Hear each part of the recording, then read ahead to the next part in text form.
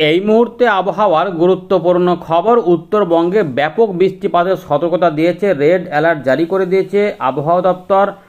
তবে দক্ষিণবঙ্গেও বৃষ্টিপাত হতে পারে এমনটা নতুন করে জানিয়েছে। 11 এবং 12 তারিখে সম্ভাবনা সবথেকে বেশি, তবে 13-14 তারিখেও কিছুটা বিক্ষিপ্তভাবে হতে পারে। তবে জোর দিয়েছে যে 11 থেকে 12 তারিখের মধ্যে দক্ষিণবঙ্গের কিছু এলাকাতে হালকা থেকে মাঝারি মানের বৃষ্টিপাত আসতে পারে। বড় কোনো সতর্কতা দেয়নি, তবে এখন একটু বিক্ষিপ্তভাবে বৃষ্টিপাত এদিক ওদিক করে হতে পারে। একটু গুমোট গরমও থাকবে, জলীয় বাষ্প থাকার জন্য গরম গরম মানে গরম নয়, মানে একটু অস্বস্তিকর গরমটা থাকবে, এরকম কিন্তু রয়েছে। আপনারা কেমন অনুভব করছেন জানাবেন। কলকাতা, হাওড়া, হুগলি, 24 পরগনা এদিকে কি বৃষ্টিপাত হবে নাকি পশ্চিমের দিকের জেলাগুলিতে হবে, কি বলছে আবহাওয়া দপ্তর আপনাদের দেখাবো। এর পাশাপাশি আমরা এখানে কি পাচ্ছি সেটাও দেখাবো।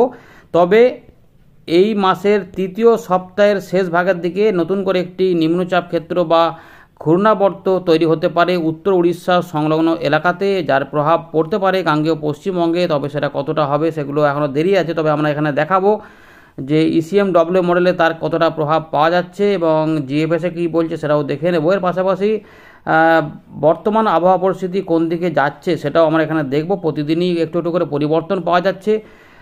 বৃষ্টিপাত বলতে উত্তরবঙ্গের বিশেষ করে দার্জিলিং, কালিম্পং, জলপাইগুড়ি, আলিপুরদুয়ার, কোচবিহার এই 5টি জেলাতে ভারী থেকে অতি ভারী বৃষ্টিপাত হতে পারে, কিন্তু আলিপুরদুয়ার বা এদিকে জলপাইগুড়ি, দার্জিলিং এই সমস্ত এলাকাতে প্রবল ভারী বর্ষণও হতে পারে। কোচবিহারের দিকেও বেশ কিছু অংশেই সম্ভাবনা থাকবে।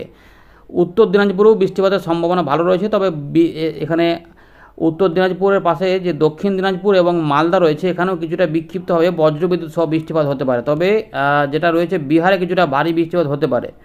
এর পাশাপাশি উত্তর পূর্ব ভারত এবং বাংলাদেশের কিছু এলাকাতেও বৃষ্টিপাত থাকবে, তবে উত্তরের দিকে সব এলাকাতে নয়, কিছু এলাকাতে মাঝারি ভারী বৃষ্টিপাতের সম্ভাবনা থাকছে। আমরা জেনে নেব এখানে কি পরিস্থিতি পাওয়া যাচ্ছে।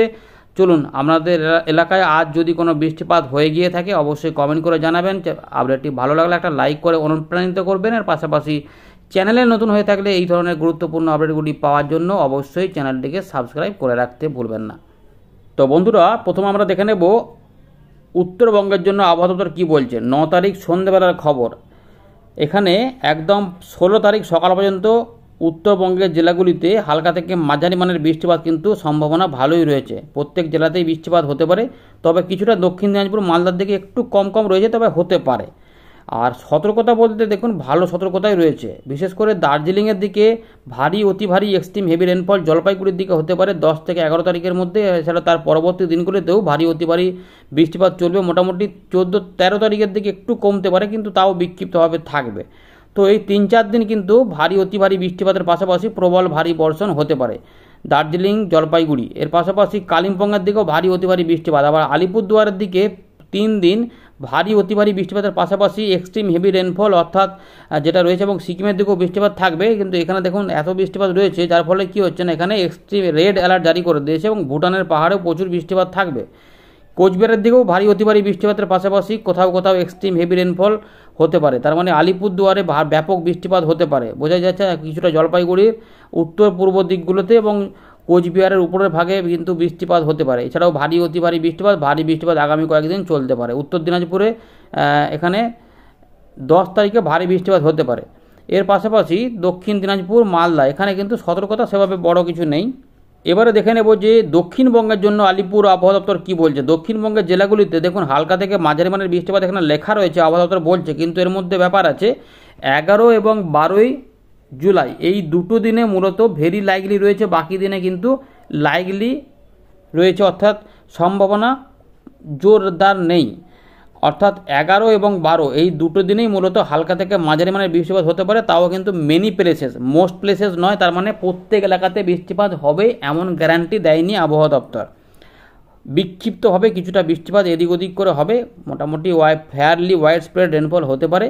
তবে এখন যেটা রয়েছে বিক্ষিপ্তভাবে এদিক ওদিক কোথাও কোথাও ওই উড়ো মেঘে বৃষ্টিপাত হতে পারে, এগুলো কিন্তু রয়েছে। প্রত্যেক জেলাতেই বৃষ্টিপাতের এখন কথা বলা রয়েছে, কিন্তু সতর্কতা সেভাবে কিছু নেই। ভারী বৃষ্টিপাতের সম্ভাবনা দক্ষিণবঙ্গে এখন আগামী 5 দিনে মোটেই নেই বলছে আবহাওয়া দপ্তর।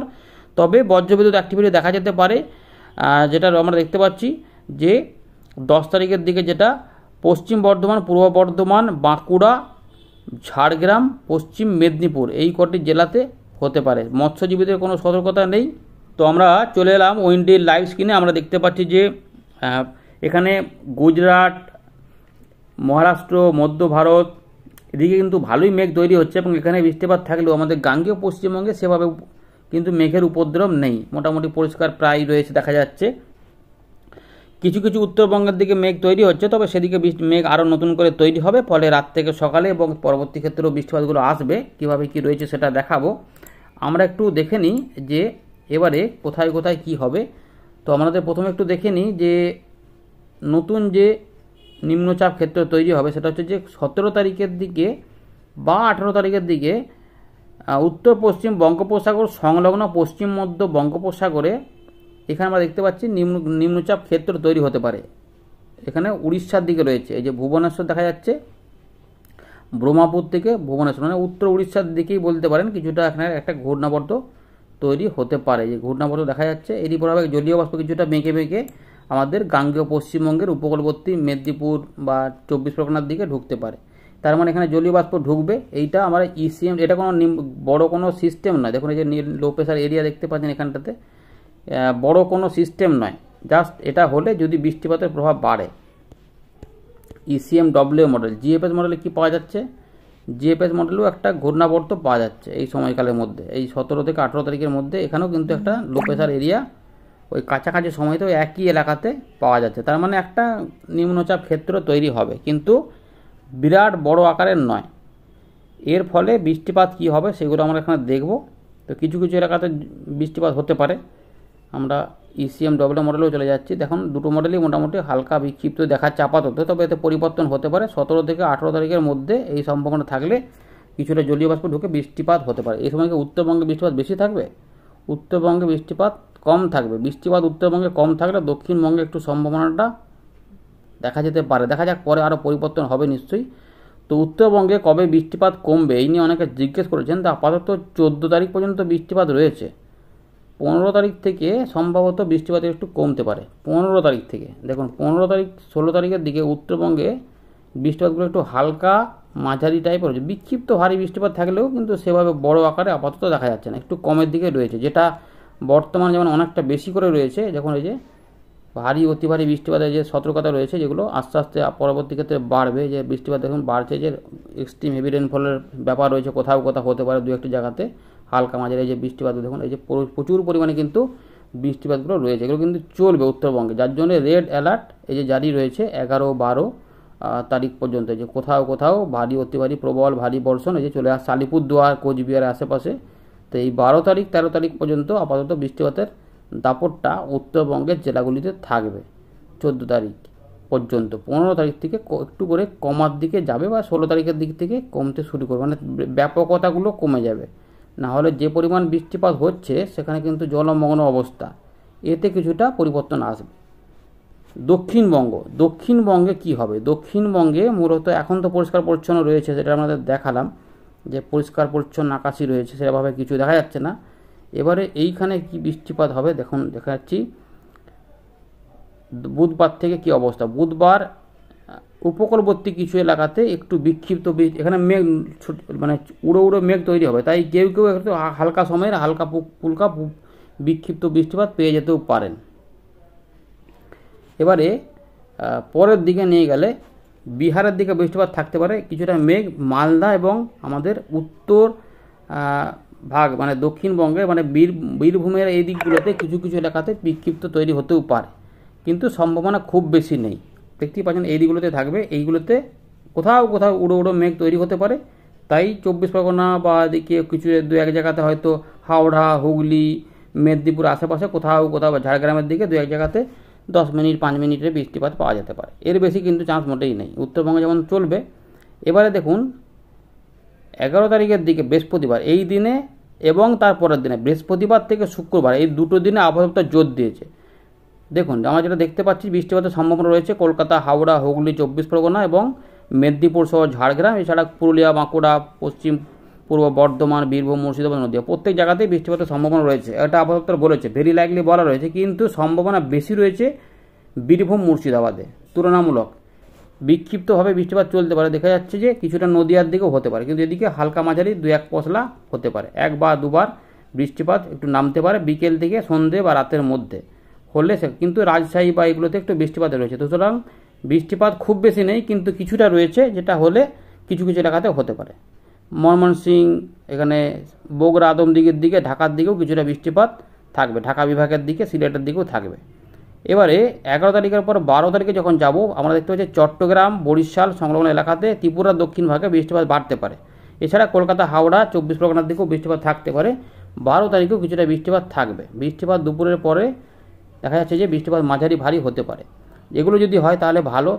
ঝাড়খণ্ডে বৃষ্টিপাত থাকবে, মুড়ি, পুরুলিয়া, ঝালদা, রঘুনাথপুর দিকে বৃষ্টিপাত দেখা যাচ্ছে হতে পারে, কোথাও কোথাও 16 থেকে 19 মিলিমিটার। ধানবাদের পাশে তার মানে আসানসোল, দুর্গাপুর পর্যন্ত মিহিজাম রয়েছে, দুমকা, এদিকগুলোতেও বৃষ্টিপাত থাকতে পারে। কিছু কিছু এলাকাতে হবে, সব জায়গাতে কিন্তু নয়। দেখুন সব জায়গাতে কিন্তু বৃষ্টিপাত দেখা যাচ্ছে না, কোথাও বেশি। বর্ধমানের আশেপাশে, এই যে বর্ধমান যে টাউন, তার আশেপাশে কিছু এলাকাতে হতে পারে, কাটোয়ার আশেপাশে কিছুটা হতে পারে। আর এদিকে মুর্শিদাবাদের বেশ কিছু অংশে হতে পারে, যেটা বহরমপুর থেকে শুরু করে আজিমগঞ্জ, জঙ্গিপুর, এই এলাকার মধ্যে আশেপাশে হতে পারে। আবার বাংলাদেশের পুঠিয়া থেকে বাঙ্গুড়ার, লালপুরের দিকেও যে হতে পারে। আবার করিমপুর থেকে নদিয়ার মেহেরপুরে, আলমডাঙ্গার দিকেও হতে পারে। আর কিছুটা এদিকে দেখা যাচ্ছে পাংসাগর দিকে, মাগুরার দিকেও হতে পারে, ছড়িয়ে ছিটিয়ে হবে আর কি। আর এদিকে বর্ধমানের নিচে আমরা সেটা হচ্ছে কতুলপুর, আরামবাগ, তার মানে বাঁকুড়া এবং হুগলির দিকেও কিছু হতে পারে, পান্ডুয়ার দিকে দেখা যাচ্ছে হতে পারে, খড়দা, সোদপুর, বরাহনগর, কলকাতা, উত্তর দক্ষিণ, উলবেড়িয়া, বারুইপুর, বিষ্ণুপুর, তমলুক, কোলাঘাট, এদিকেও থাকতে পারে। এর পাশাপাশি বেল্লা এদিকেও চলে আসতে পারে, ডায়মন্ড হারবার, কুলপি, এগুলোতেও চলে আসতে পারে। খড়গপুর, বালুচক, ঝাড়গ্রামের দিকেও হতে পারে। সুতরাং 12 তারিখে একটা বৃষ্টিপাত রয়েছে, যেটা একদম মালদা, দিনাজপুরের দিকেও হতে পারে, এবং রাজশাহী, সামান্য কিছু রংপুর দেখা যাচ্ছে হতে পারে। এইভাবে কিন্তু রয়েছে।